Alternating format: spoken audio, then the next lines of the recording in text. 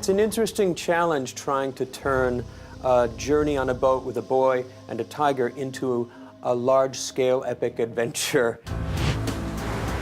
Life of Pi is the story of a young boy who goes out on the ocean not knowing where he's going to land or if he'll survive, and the ways that the stories that he has, that he carries with him from different religions and from his family, help him to get through. I was initially attracted to the story not only because of the adventures that Pi goes on his journey, but because I identified with a boy who was trying to find some larger narrative in his life and trying to understand why horrible things happen to us and how to overcome those things. Get down!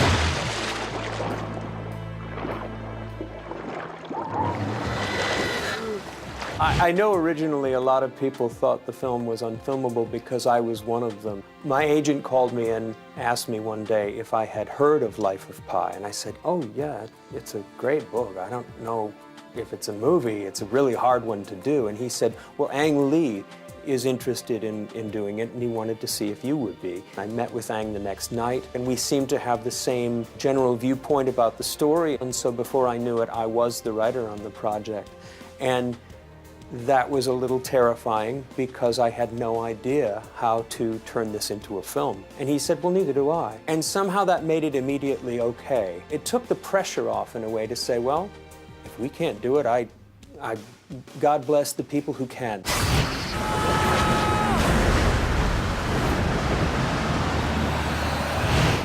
My name is Pai Patel.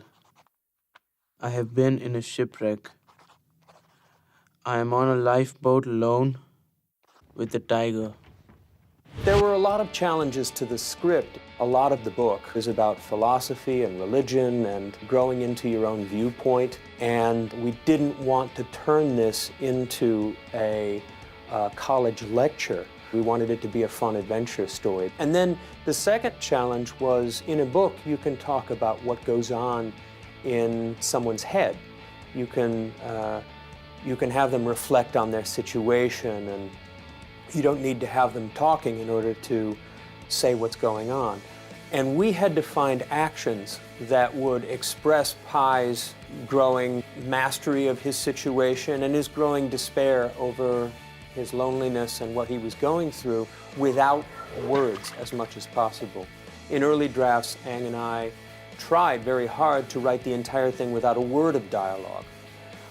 So that when we got to the point where we were adding dialogue, it was only what we really felt was necessary. So we used some journal entries to express what he was going through emotionally, and then we had just the barest conversation with the tiger, the kind of conversation you would have with an animal when you're alone for a long period of time.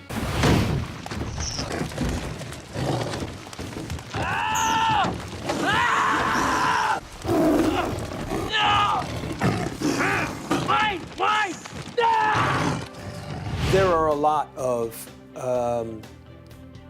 super real, hyper real, magical, realistic elements in this story, but all of them come out of the character's personal experience. As Pi undergoes his transformation on this journey, and we're watching through his eyes, there is room to understand that the way he experiences things is more magical.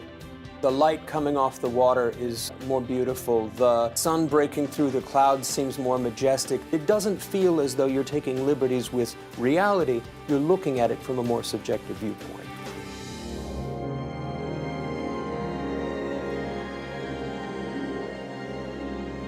I'm extremely proud of the way that the film turned out, from the visuals, the story, the music, the acting. I feel really fortunate to be able to work with someone like Ang, who can bring all of those things together. To have a film come together this way is extremely special.